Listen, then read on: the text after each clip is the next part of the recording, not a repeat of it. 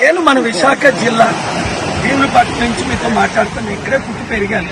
మత్స్యకారుల సమస్యలు నాకు తెలుసు, రైతుల సమస్యలు ఏ విధంగా తెలుసు. మత్స్యకారులకు ఇక్కడ మినీ హార్బర్ కట్టాం. ఎన్ని సంవత్సరాల నుంచి అడుగుతున్నారు, ఎవరైనా పట్టించుకున్నారా? ఇన్ని పార్టీలు ఎమ్మెల్యేలు మంత్రులు వచ్చి అంతే ఎలక్షన్ ముందు వస్తారు, వెళ్ళిపోతారు.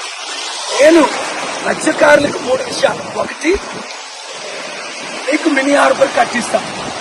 2, మీరు ఫిష్ ఎక్స్పోర్ట్ చేయడానికి మంచి అవైలబిలిటీ ఫెసిలిటీస్ అన్ని నేను ఇస్తాను.